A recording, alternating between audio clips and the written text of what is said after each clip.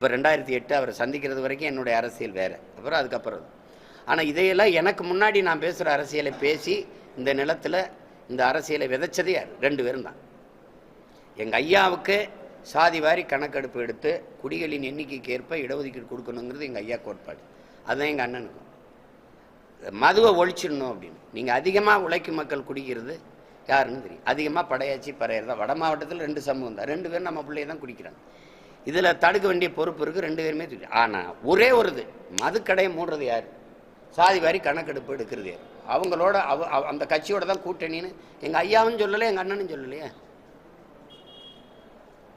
திரும்பி எவன் எடுக்க மாட்டானோ, எவன் சாராய கடையை மூட மாட்டானோ அவனுடைய போய் நம்ம தேர்தல் உடன்பாடு வச்சு நம்ம வாக்கையில் அவனுக்கு செத்து வலிமையை கொடுத்துட்டு மூடுறானா எப்படி மூடுவான்? அருந்ததியருக்கு 3 விழுக்காடு கொடுத்தது யாரு? திமுக, ஐயா கருணாநிதி. இஸ்லாமியருக்கு 3.5 விழுக்காடு கொடுத்தது யாரு? ஐயா. பாட்டாளி இந்த படையாட்சிகளுக்கு வன்னியர்களுக்கு 10.5 கொடுத்தது யாரு? ஐயா எடப்பாடி. ஒரு மாநில கட்சியின் அதிகாரத்திற்கு, ஆட்சி அதிகாரத்திற்கு 3 விழுக்காடு, 3.5 விழுக்காடு, 10.5 விழுக்காடு இடஒதுக்கீட்டை பிரித்து பங்கிட்டு கொடுக்குற அதிகாரம் இருக்கு உங்களுக்கு. சாதி வாரி எண்ணி கணக்கெடுறதுக்கு அதிகாரம் இல்லையா? ஓகே, புரியுதா? எப்படி எடுக்கிறது அப்படின்னா, வீட்டுக்கு வீடு ஓட்டை எப்படி எண்ணி காசு கொடுக்குறீங்க? அப்படி என்னங்க, எல்லாரும் கொடு, எண்ணி கொடு, எடுத்து கொடுக்காத, அளந்து கொடு, அள்ளி கொடுக்காத. இதானே இடஒதுக்கீடு. அதை தான் அண்ணன் செல்வ பிறந்தகையோட சொன்னாங்க. நீங்கள் ஒரு வழி பண்ணி கொடுத்து எங்களை கொண்டு போய் வழி விட்டா ஒரு 10 நிமிஷத்தில் நாங்கள் வெளியேறிடுவோம். 2.5 மணி நேரம் ஆகுதுங்க. அப்போ 6500 பேர் இங்கே குவிச்சு பயன் என்ன? அப்போ அது அந்த சட்டம் ஒழுங்கு.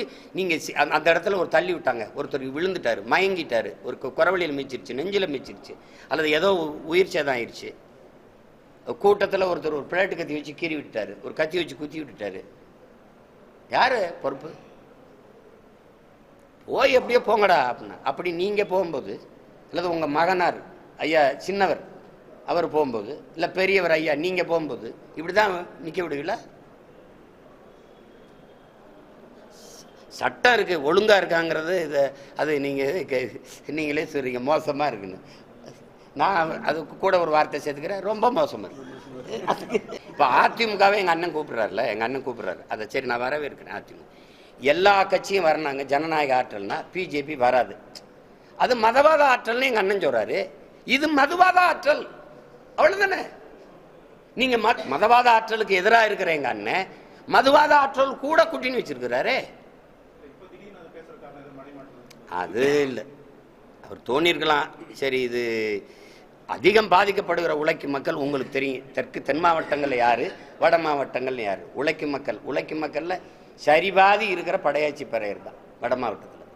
நீங்கள் உங்களுக்கு தெரியும், இது 2 பேரும் தான் பெரும் சேதத்துக்காகி உயிர் பலியாகி உழைக்கும் குடிகள். இந்த கள்ளச்சாராயம் குடிச்சு செத்ததுலேயே உங்களுக்கு பாருங்கள், மரக்காணத்தில் செத்தம் பறையாருன்னு நினைக்கிறீங்க. இப்போ எங்கள் அண்ணன்ட்ட ஒன்றும் இல்லை, நான் அன்பாவே கேட்குறேன். எங்கள் அண்ணன்ட்ட, அண்ணன் 2021 திமுக பதவிக்கு வந்த உடனே அவங்க இறந்தாங்க மரக்காணத்தில் 19 பேர். 2024 முடிஞ்சு இப்போ 25 இப்போ 24 பாதிக்கு மேலே வந்து இப்போ நீங்கள் மாநாடுன்றீங்க. அப்போவே போட்டிருக்கணும்ல.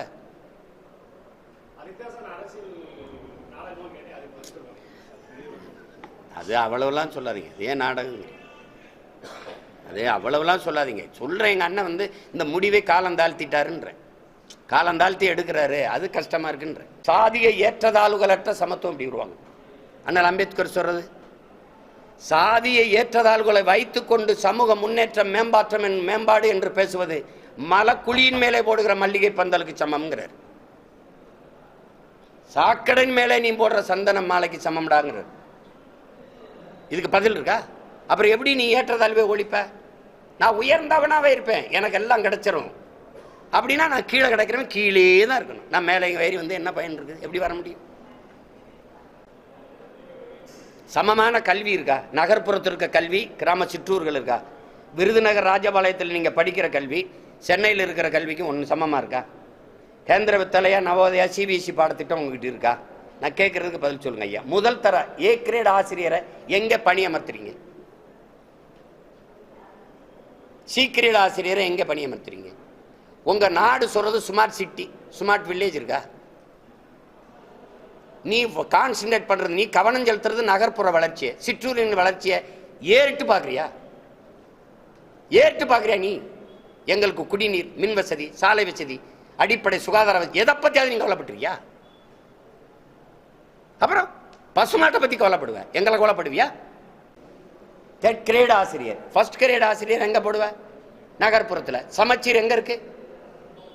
என் கையில ஒரு புத்தகம் இருக்கு, அரசு பள்ளியில சென்னையில் படிக்கிற ஒரு கையிலே ஒரே புத்தகம் இருக்கு. புத்தகம் ஒன்னா இருக்கு, பாட திட்டம் ஒன்னா இருக்கு, பாடமுறை ஒன்னா இருக்கு. சீர் எங்க இருக்கு? எங்க இருக்கு? நீ குளிரூட்டப்பட்ட அறையில் உட்கார்ந்து படிக்கிற, உனக்கு உட்கார்ந்த மேசை எல்லாம் இருக்கு, இப்படி எழுதுறதுக்கு வைக்கிறதுக்கு எல்லாம் இருக்கு, உனக்கு கணினி இருக்கு, எல்லாம் மணி எல்லாம் வச்சு படிக்கிற. எங்களுக்கு என்ன இருக்கு? எங்க இருக்கு சமச்சீர் கல்வியை நீங்க கொடுத்துட்டீங்க? பாதகம் செய்பவரை கண்டால் நாம் பயங்கொள்ளலாகாது பாப்பா, மோதி மிதித்து விடு பாப்பா, அவர் முகத்தில் உமிழ்ந்து விடு பாப்பா. அண்மை செய்திகளை உடனுக்குடன் தெரிந்து கொள்ள இணைந்திருங்கள் இயம்நாடு தொலைக்காட்சியுடன்.